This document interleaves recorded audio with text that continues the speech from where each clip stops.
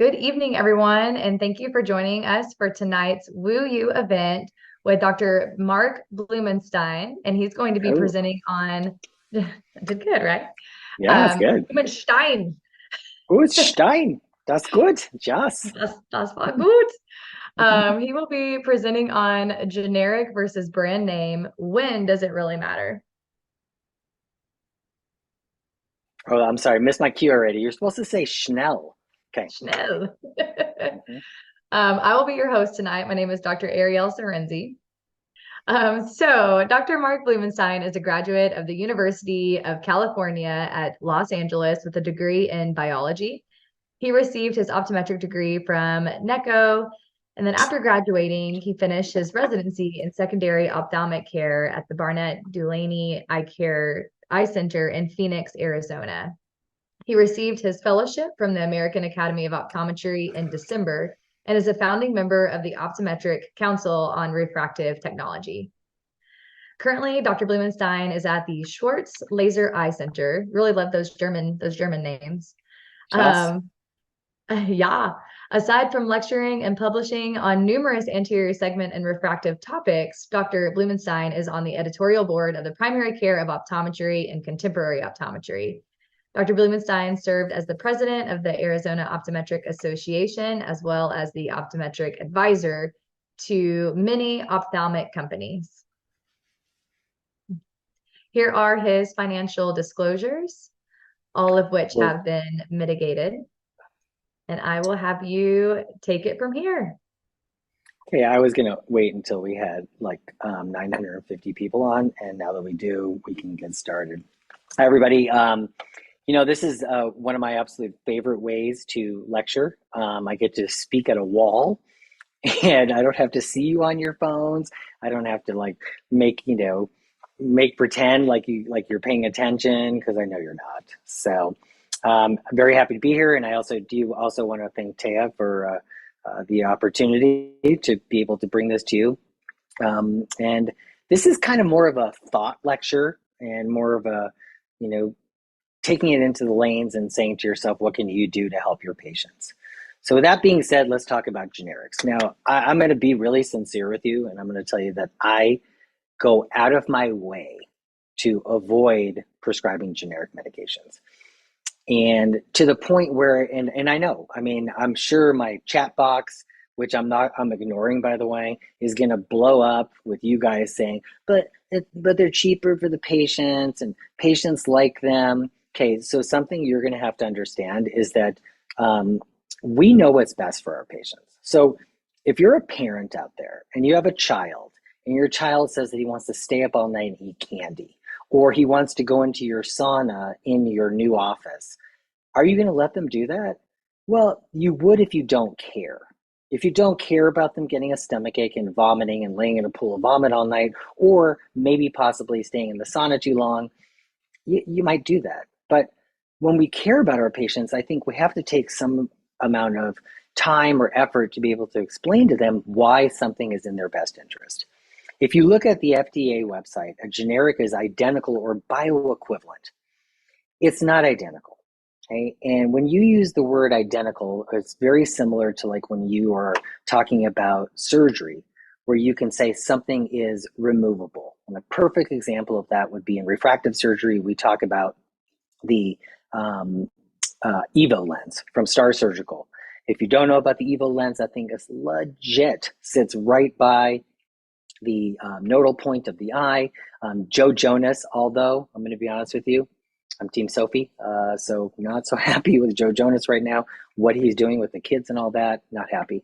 But if you think about that lens that sits inside the eye, you have to make an incision to get in there. The lens sits in the ciliary sulcus. It corrects the vision from the inside out. But at any given time, you could open up the eye, take the lens out, and boom, the prescription is right where you started. That is a removable procedure. It's not reversible. We can't reverse the actions that we just did by cutting into the cornea.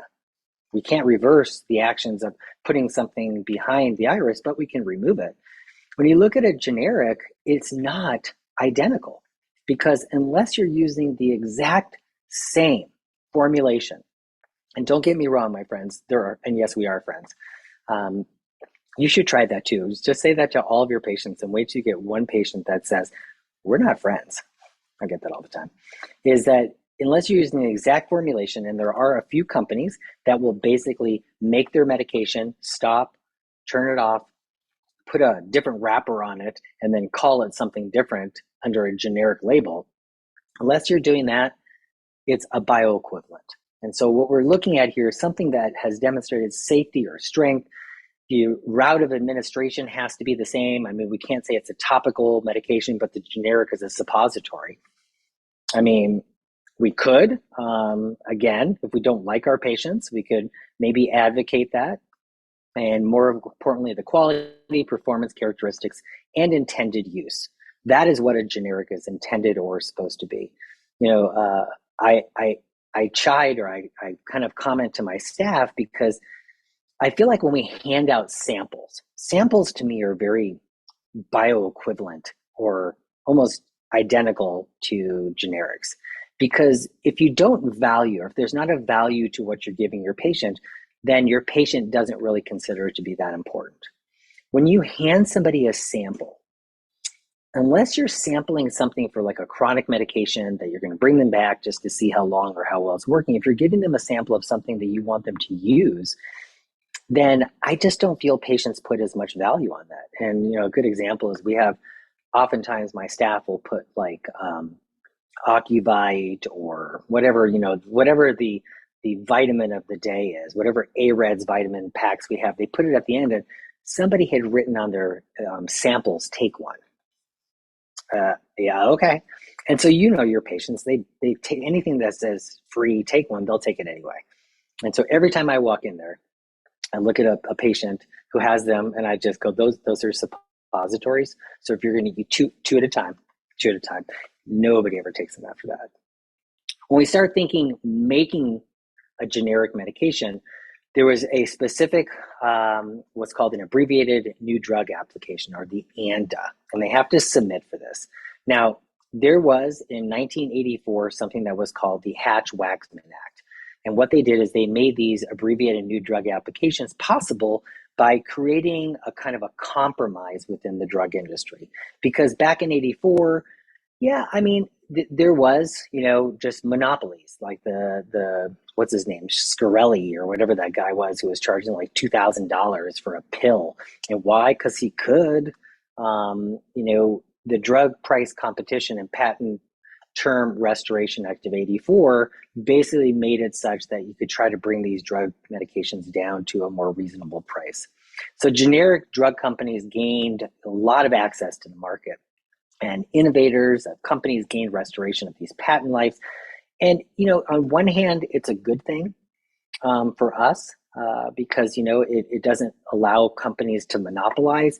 But what it also has done is opened up the opportunity to make medications less effective. And so there are going to be certain times and certain places where you might say, you know, it's just not the best. You know, when we say same as in ways that matter and some that aren't, or some that don't, you know, the prices are obviously going to be different. You know, the color might be different, the size or the shape, where they're manufactured. You know, we're finding that a lot of these generic companies are made overseas, or they're made in India, or they're made in places that don't have the same regulations that we do here in the United States. So when you're thinking about not just topical medications, you might be thinking about, you know, systemic medications, the fillers or the filling agents that are used in there may be different, as well as some of the coatings that are supplied on there. When we think about generic drugs, you know, they have to have, like I just said a few seconds ago, the same systemic bioavailability to the original drugs, okay?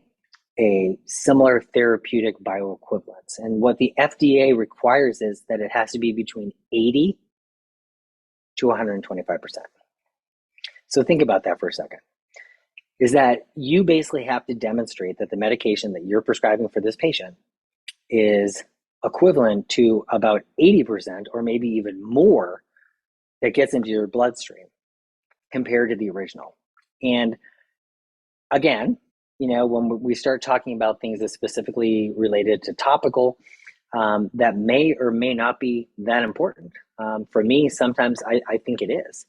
And one of the themes tonight that I really want everybody to take away from is that what we add into these bottles, what we add into our medications, can have profound effects on the quality of our patient's vision, on the ocular surface, um, as well as the bioavailability of the medication. Because, the mechanism of action is not the same as the mechanism of delivery. And so when we start looking at the bioavailability and the mechanism of delivery and the getting to the specific tissue that we need to, it can have profound effects on the quality of our patient's ability to kind of manage the condition that you're managing. And it's interesting because when you look at, in 1984, it was like less than 19%. And then when we had the Waxman Act came in, we started seeing that, generics have increased significantly. And I think that number is actually even a little bit higher than 54% right now. When we start thinking about, this generic disinformation, yeah, you guys see what I just did there? Yeah, I'm going to diss the generic information.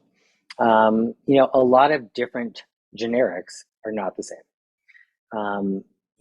They find different ways to do the fillers, or they find different ways to do their vehicle. As long as they can show the 80 to 125% bioequivalence, then it doesn't matter. They all don't have, they're not tested the same. Generics do not go through a rigorous clinical trial like the branded medications have to. And sometimes, the labeling on them is definitely misleading, and that can lead towards an incorrect perception, especially for a lot of our patients. So, yes, the active ingredients are regulated, but the inactive ingredients, as we keep talking about, these buffers, preservatives, viscosity agents are. Now, to me, I want to pause for a second and just kind of comment about preservatives. It's interesting because, I had done a video this past week, or last week, I don't even remember when it was. And I was kind of talking about some of the unique qualities of certain ingredients, if you will, in some of the topical medications we have. There's one in particular, and this is a lubricating drop called Ivisia. And I don't know if anybody out there knows Ivisia. But if you don't, this stuff is legit. It's amazing. It's a big bottle. Comes in a BAB. That's a big bottle. It's a big bottle. But they have a very unique filtering system that allows, when you squeeze the bottle, only one drop goes through this little airlock and one drop comes out. And it basically is a non-preserved multi-dose bottle. And what's nice about Ivisia also is that it carries with it something called Trailose. And if you don't know what Trailose is, well, Trailose is, for all intents and purposes, it's a polysaccharide. It coats, it's an osmoprotectant. So it coats tissue that's starting to desiccate.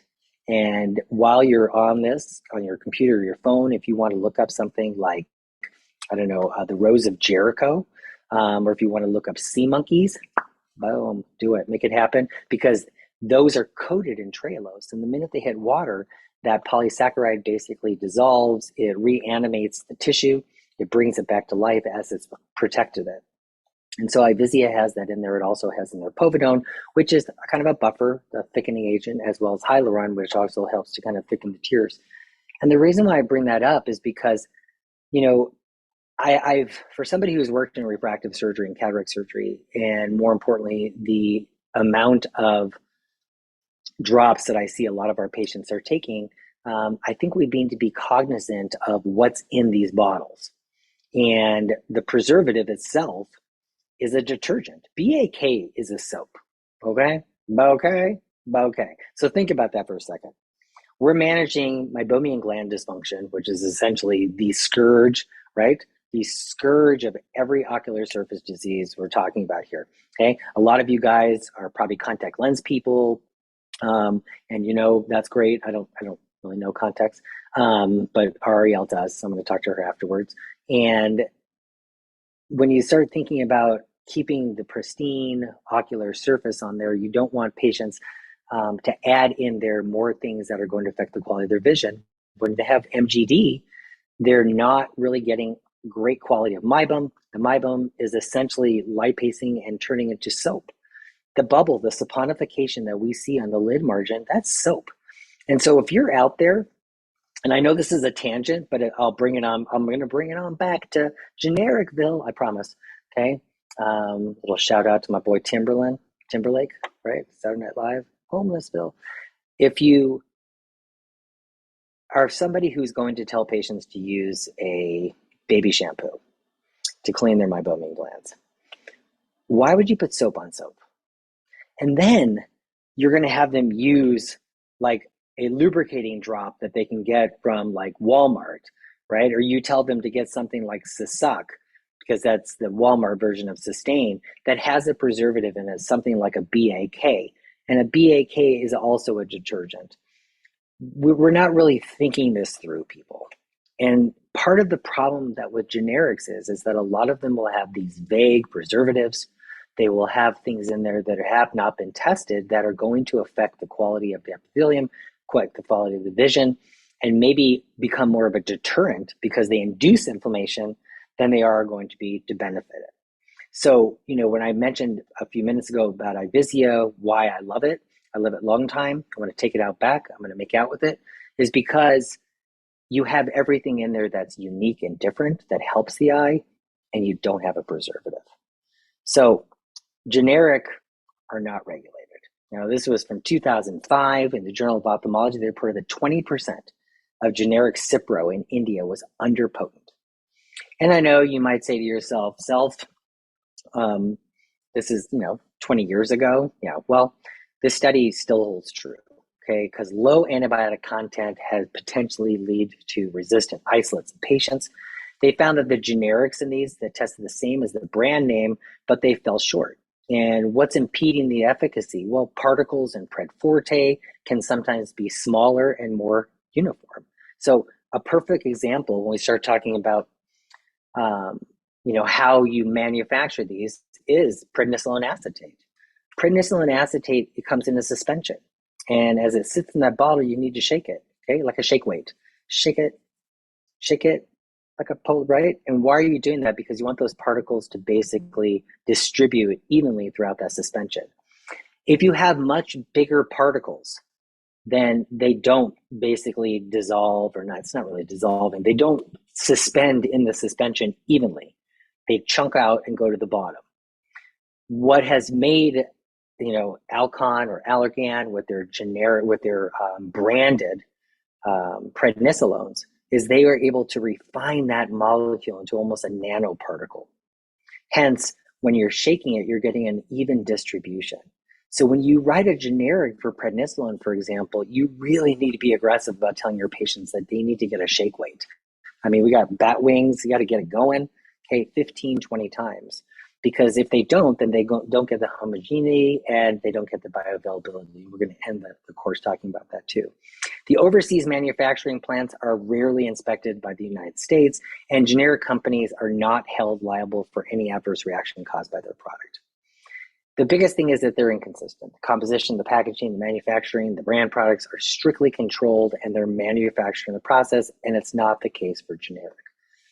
So other things that are particularly different or can be more magnified with us with ophthalmic medications is the size of the drop. Does size matter? And that, I'm going to say, yeah, size does matter. Part of the reason why is because it's not so much too little, although that can be, but it's also too much. A really interesting new product that was just approved by the FDA is called Mibo. Mibo is a evaporative. It's indicated for the treatment of evaporation of dry eye.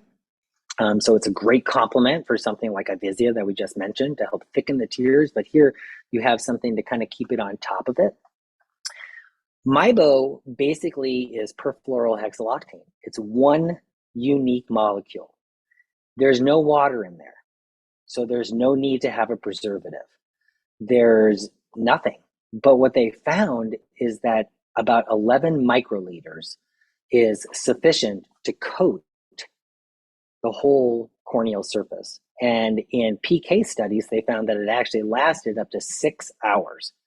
So one drop, basically, it hides in the meibomian glands, it lingers in there, you blink, it kind of comes back out again. And without getting too deep in the woods, what this does is this alkane has 6 fluorinated carbons and 8 hydrocarbons. The 8 hydrocarbons loves themselves some water and some oil, and the fluorinated carbons like to be up in the air. So it just kind of spreads over it. But 11 microliters is about 1/3 to 1/5 the normal size of a drop of medication. And so when you start thinking, okay, tiny drop, they've already measured it, they've gone through the clinical trials to determine that. But what if we did 11 microliters of like prednisolone and we're getting 1/3 to 1/5 of what they would need for bioavailability? Or better yet, what if the top of the bottle, they're using it and we're like, damn, it's generic, it's going to cost them half the price, but yet at the same time, they're going through it twice as fast because the bottle size or the opener is too big. Another great example of that is something like Latisse. Latisse is bimatoprost. Okay, well, bimatoprost is a glaucoma medication, but the amount of drop of bimatoprost that you need to put on the eyelids to induce lash growth is a fraction of how much we put inside the eye. So that bottle size is so much different. We talked about preservatives, so I'm not going to talk about that again, but the ability of the drop to get the receptor sites is affected by inactive ingredients. Anything that's added in there to make it more particular. Another perfect example of what I'm talking about is something like cyclosporin. Cyclosporin hates water. It just hates it, okay? It's like the way I would envision a cat wanting to get into a bathtub. And I'm sure, the chat line's going to blow up with all you cat people. I'm not a cat person. I'm not. I'm not a dog person either. I'm really not a pet person. What I've come to realize is that I don't think veterinarians are pet people either. I just don't. I mean, I think they're like us a little bit. We're not eye people. We just go in because we kind of have to. Hi, yay. Oh, you must love the eyes. No, I just, But if you think about it, right? I mean, when you bring your pet in that you love, and the veterinarian's like, well, we have to put Skunker down. It's time for Boo Boo Kitty to go. How do you want to do it? And do you want to pay by credit card or a check? Right? And so I looked at one vet I had once, and I go, you're a psychopath. You're a monster. How do you even do that? How do you live with yourself every day? And she thought about it for a minute. She goes, yeah, I guess you're kind of right. I go, I knew it. So maybe I should just become a veterinarian. I don't know. But the tolerability is definitely affected by these inactive ingredients. And like cyclosporin, who does not like to be in water, you almost have to wrap it up in something to get it inside the eye. Well, what Allergan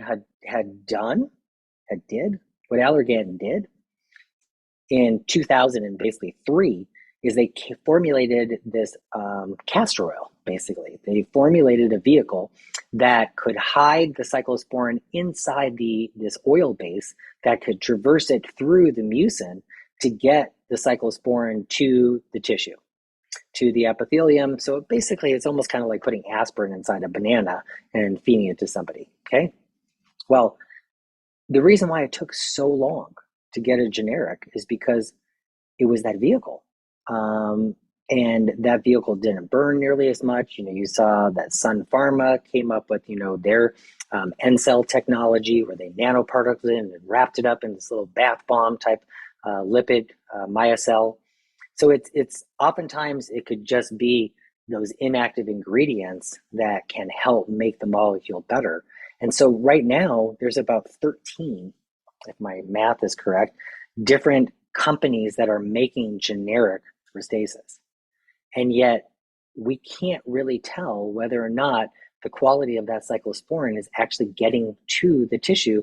It's actually getting to where it needs to go. And the funny thing about that is, to me, you look at Restasis, and a lot of us out there are like, oh, I don't even know if that works. I mean, it's just the average patient on a dry medication with cyclosporin, well, specifically Restasis, stays on it on average about 4 to 6 months. Lifitegrast which is now a Bausch& Lomb product. If you didn't know that, now you know. Okay, last Saturday, Bausch & Lomb took over. So Sunday morning when you woke up, Lifitegrast or Xiidra is now a Bausch & Lomb product. They're about 8 months. Sun Pharma with Cequa is about 11 to 12 months. A lot of these patients don't stand it. So now you throw in, oh, well, we can find one cheaper and we can find it easier for you. That doesn't always necessarily work. They burn, or they can change the quality, or maybe your patients just aren't going to feel like they're doing anything anyway. And I feel like it's a vicious cycle for us, because I think chronic patients deserve to be on immunomodulating agents. And if anybody's wondering why I'm not drinking Starbucks, is because I'm in Idaho and the Starbucks was too far. So when is a generic a good idea? That's a great question. I don't think it's when the pharmacist says, hey, buddy, we can get you a generic. And I think that this would be a great opportunity for me to sit here and tell you that, you know what, my friends, the times are a changing. Okay. And if somebody just typed in there, we're not friends, I have so much respect for you if somebody did that. I'm not going to read it, but I have so much respect.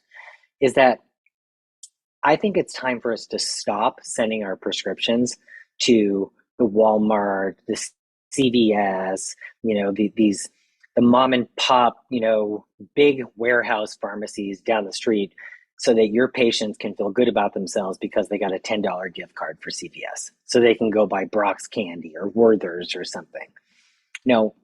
Most pharmaceutical companies now are working with either specialty pharmacies, or they're working with national pharmacy or national pharmacy warehouses that can provide your patients the medication. It takes it out of the hands of the pharmacist, who is paid. They are PAID to switch your medication to a generic, because it saves them money. Lest you forget, I'm getting on my high horse here. Lest you forget that it's a business, okay? Costco, right? That's a business. Walmart, it's a business. CVS, it's a business.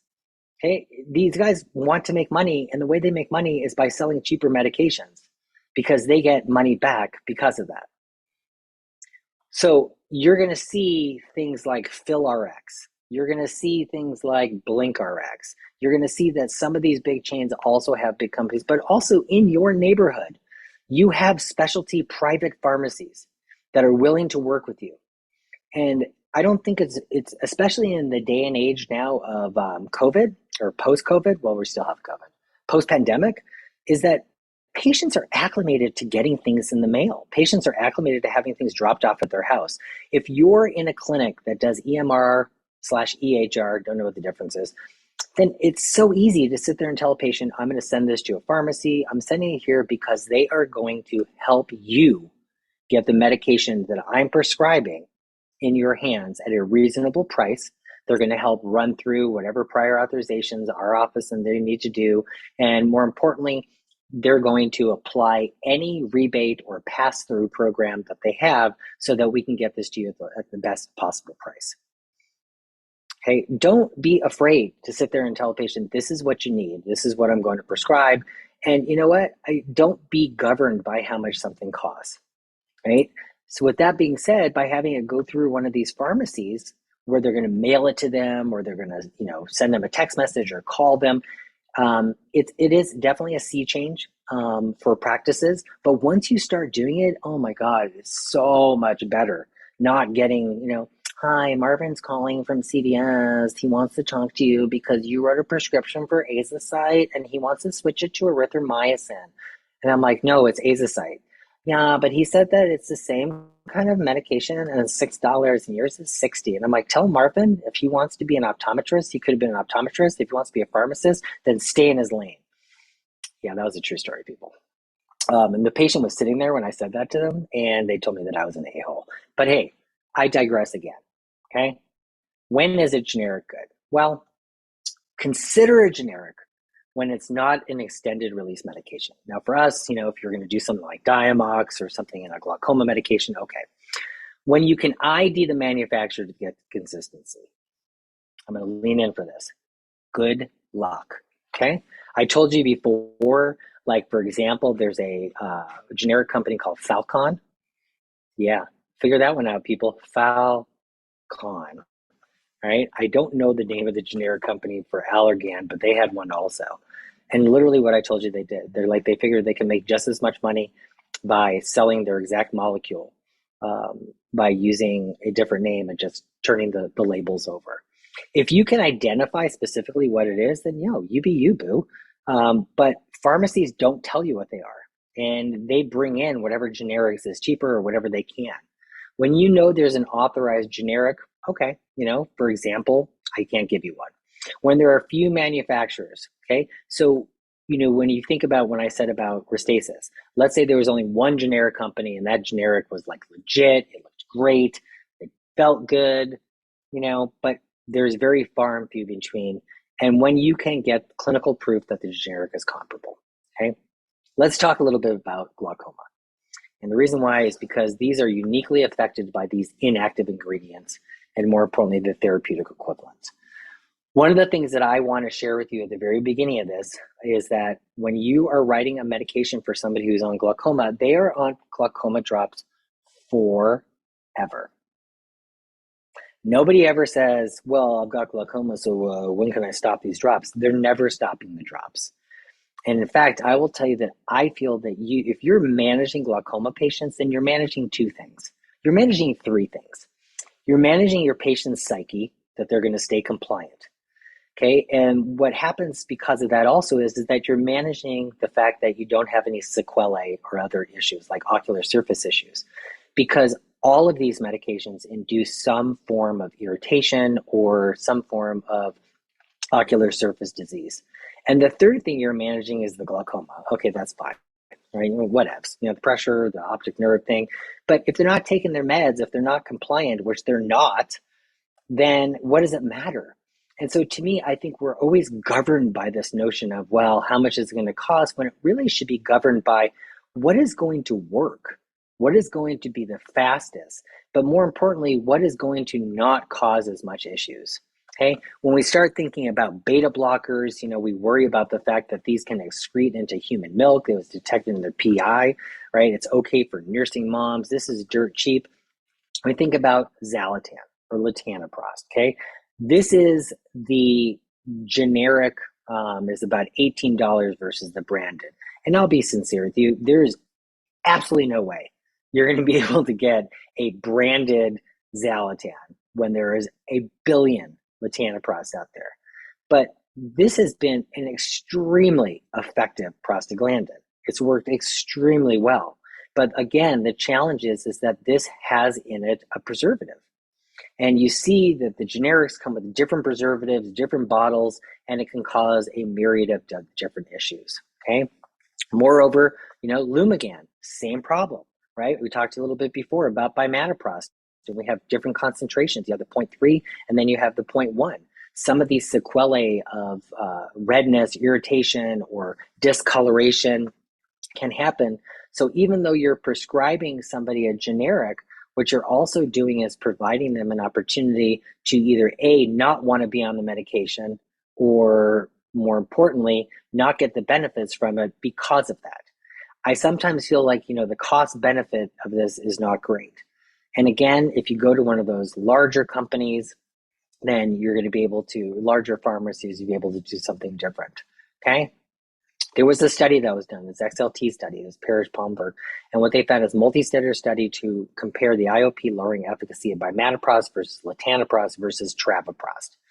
They compared the safety profiles of all three of the drugs, and they found that all three drugs are comparable in their ability to lower IOP at the same periods, but latanoprost exhibited a greater ocular tolerability, okay?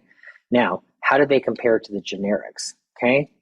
They did a switch study. This was in 2014, and they took an average IOP, which is about 22.6 at that 1 month. And what they did is they switched them from the generic to the name brand Lumigan, or 0.1%. And they found the switch group, they reduced their IOP by about 4 millimeters of mercury. And if you look at the AGIS study, you'll see that, every 1 millimeter of mercury makes a difference for these patients. And this is what that study looked like, okay? We now have a new medication. This is hot off the presses, my friends. Okay, and this is I use a. Say it with me, everybody. I use a. You use a. I use a. I'm not even sure if that's how it's pronounced, and I'm not even sure if it's Ariel or Ariel anymore. But don't worry, she didn't know if it was Bloomenstein or Bloomenstein. But this is what I just talked to you about a couple seconds ago. Latanoprost. Latanoprost is legit. Latanoprost is the most effective of the prostaglandins. It's the OG, but the one thing that Zalatan or the generics have is a preservative. We now have the ability to write our first ever, only FDA approved preservative-free latanoprost, being the most prescribed prostaglandin across the country or across the world. What makes it nice is that you'll be able to look at somebody who's got SPK, who has injection, who has signs of Demodex or has signs of blepharitis.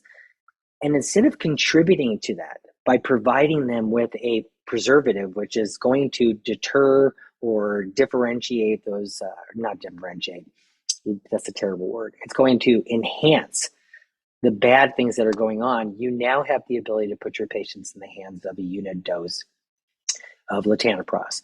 The GoodRx, if you were to Google GoodRx right now, it's going to tell you it's a cash price of $305. Okay, your patients won't pay that. Okay, this is another perfect example of what I just said to you a few minutes ago. Talk to your TAEA rep, okay, and basically say, you know what, I heard about the new Ayuze. I'd love to get some samples to try on my patients. Although, why do you want to sample it when it's chronic, when you know latanoprost is going to work, like it's going to be legit? But I guarantee you that TAEA has an opportunity through one of their access programs or some form or some shape, maybe through like a PhilRx or something, to get you in this medication and get your patients in it. What I like to do for patients is sit there and say, I am prescribing to you this because I give them the WIFMs. Well, the WIFMs would be what's in it for me. I give them the WIFT, what's in it for them. What's in it for them is that I want them to be able to function clearly. I want them to not have any dry eye symptoms. I want them to lower their pressure, and I want them to be able to keep using it. I think if patients know that something is better for them and there's a little bit of a cost associated with it, they're willing to do it.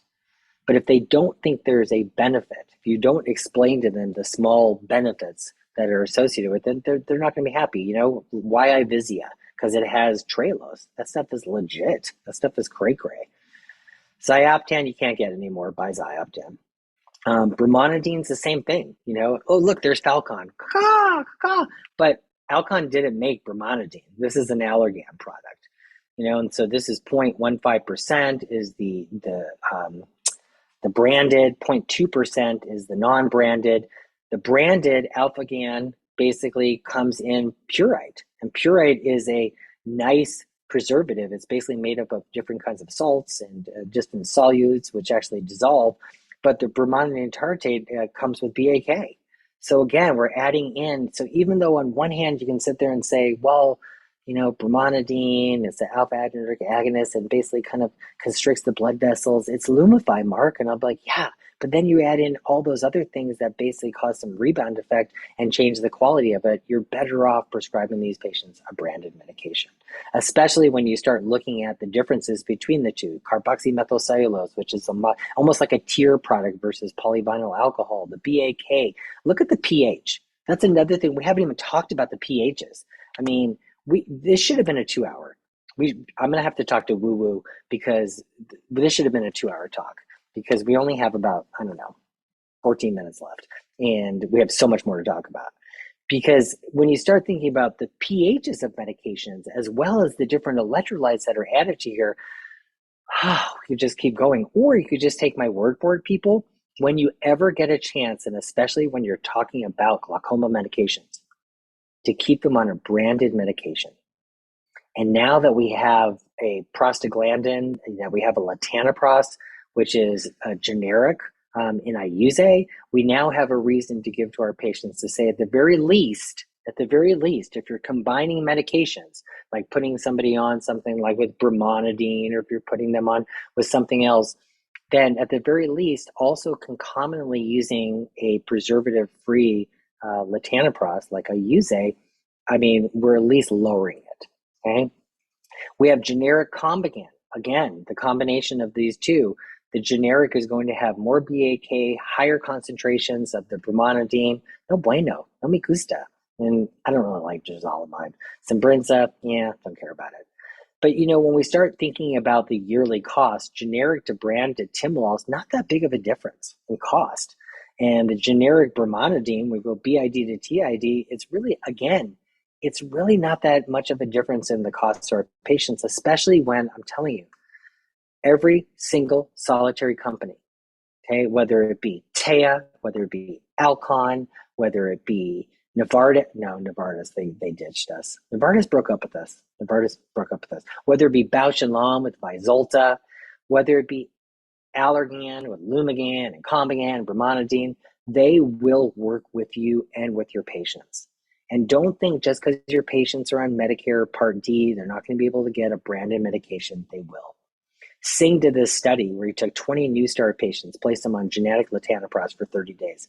All switched to branded. The cost between the two drops were compared. After cost comparison, 13 remained on the branded.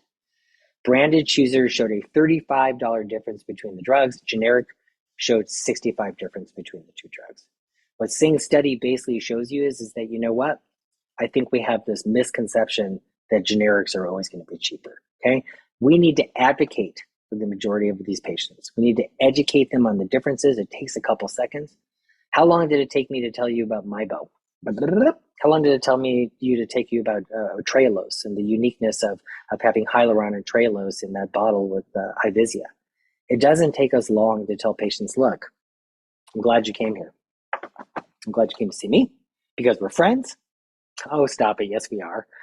I want to tell you why it's important. Yeah, and I don't talk cost.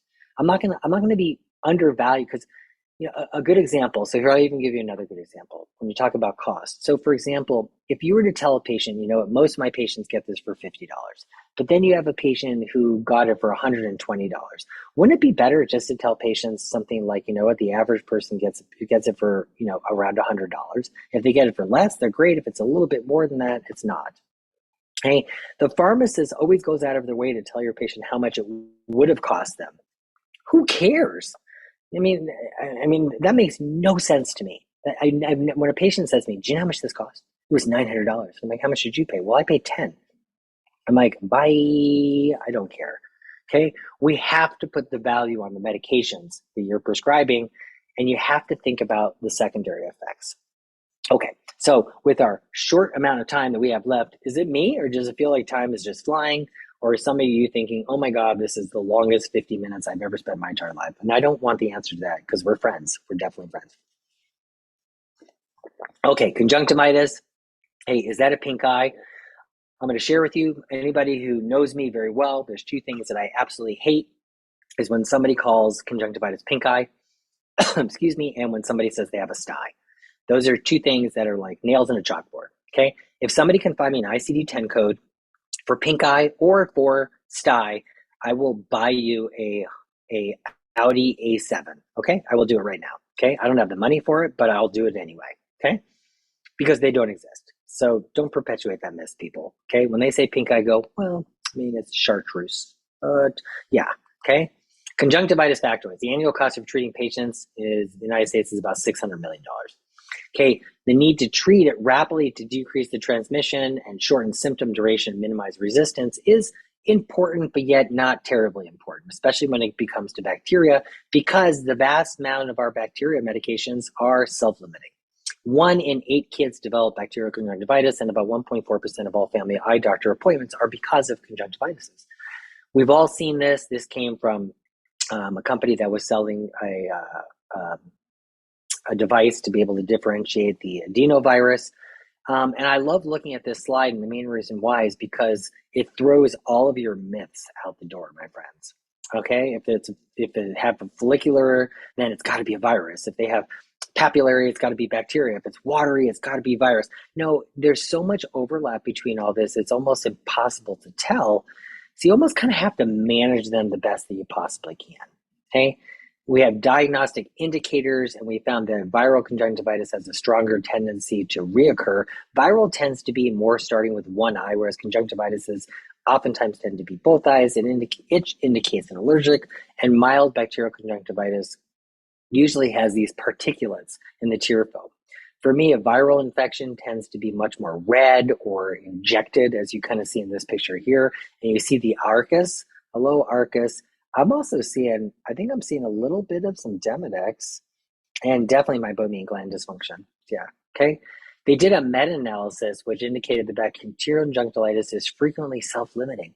We put patients on medications because they don't like the way they look, right? The kid that goes to school and they say, oh, you need to leave. You can't be here because you've got pink eye.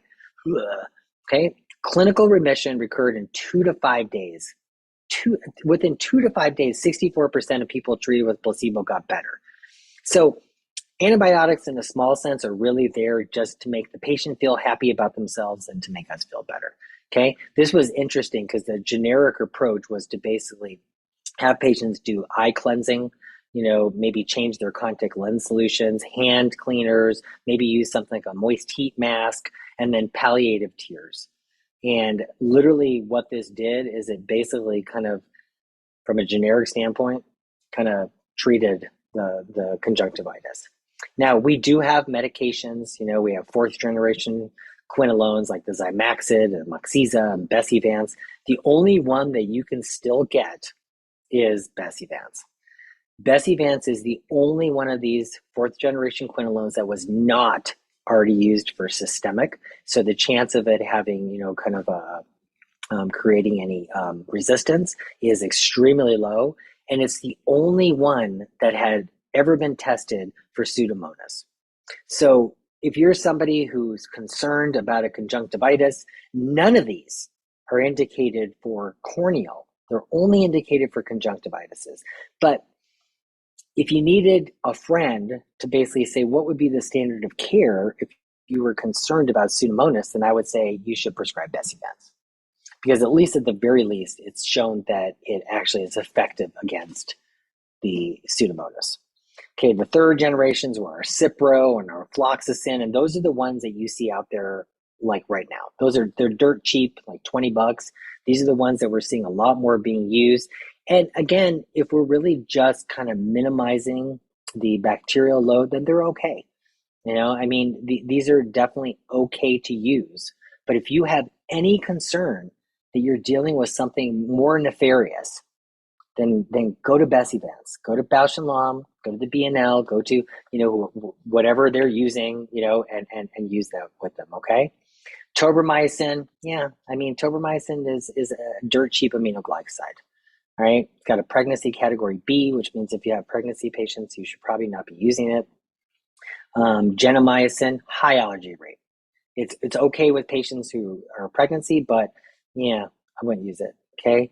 Got to remember about resistance because there is definitely high levels of resistance with tetracycline, erythromycin, or even Bactrim. So we worry about those a little bit as well. When they did a relative cost study, they found that the sulfa drugs covers about 84% of the susceptible isolates with an average cost of about $13. And, sulfa works well. It's a bacteriostatic, so it doesn't, it's kind of inhibits the PABA, which is very similar, almost kind of Demodex, which is the GABA. But besides having this reputation of being broad spectrum, they basically are often ineffective in many organisms. And a lot of sulfa drugs have developed a resistance. So they're just not worth it. Okay. Blepharitis, I'm not really using doxycycline as much anymore. We had our hyclates that you could cut in half or cut down. If you're doing any of these for your patients, a generic doxycycline hyclate's great. Tell them like a 50 milligram and tell them to cut it in half, or 100 milligram and tell them to cut it into quarters is even more economical. Think about that. Get a pill splitter, cut them into quarters. If you wrote somebody, twice a day doxycycline hyclate for 100 milligrams, but you told them to only take a quarter, you quadruple that prescription. It comes out to be for 4 months. Azicide is still out there, kids. I'm pretty confident. I think Taya has this as well. This is a night for Taya. It really is. The stuff is legit. Right? I mean, this is, liquid azocyte. This is, for all intents, but this is zithromycin that we've been using forever. If you have somebody with blepharitis, then, again, get a rebate card, get a program, be able to do that and call it a day. Okay. So where Z-Pak comes in is very interesting. A generic Z-Pak is about $16. So if you're seeing somebody with some, blepharitis, whether it be MGD or whether it be some sort of a bacterial blepharitis, then there was a study that was done in 2015, which basically concluded that both oral azithromycin and doxy improved the symptoms of meibomian gland dysfunction in a 5-day oral azithromycin. So you literally could write somebody a Z-Pak. Somebody comes in with like really bad lids, and you're like, oh, those look terrible, right? You vomited in your mouth a little bit looking at that patient, and you're like, remember when I said we were friends? We're not friends anymore. You could put them on a Z-Pak. In this randomized double masked clinical trial, it showed similar benefits. I probably would reach for the azocyte more than I would go for the systemic medications.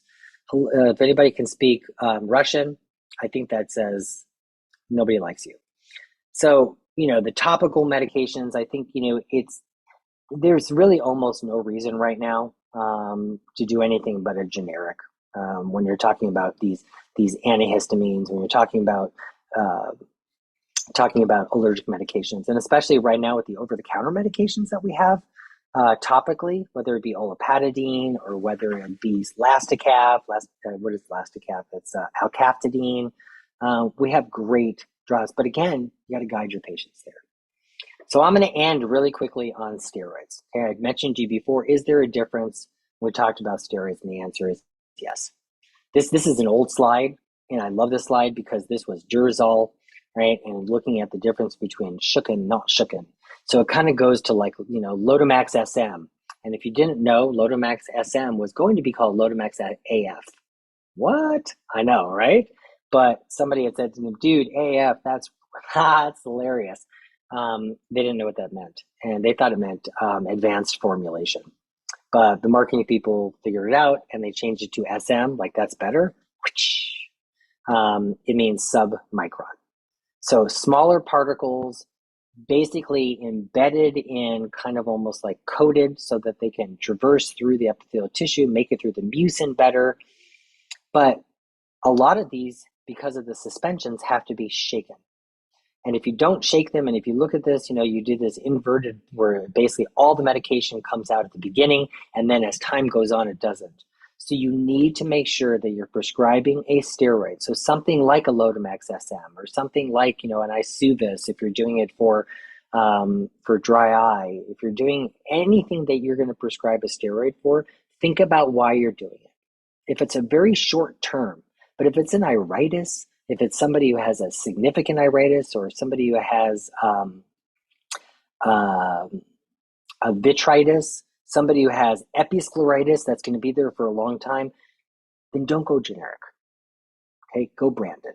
Okay, go branded. God, I sound like these guys at the racetrack. Go branded. Okay, and this is what they told you. So no shaking, no fuss, less drops. Those are our steroids. So let me break it down, my friends. Bottom line here, not all generics are the same. Cost is not always that different. And honestly, I think you need to think name brand. This literally is a picture in my office of all the rebate programs and all the cards we have. And to me, I always will say to a patient, look, I've got a gift for you because I love you. Or better yet, now I'm calling up those pharmacies, those branded pharmacies, talk to them, okay? This is all my time. I'm going to say a thank you. I'm going to say dank you, Shane. Yeah,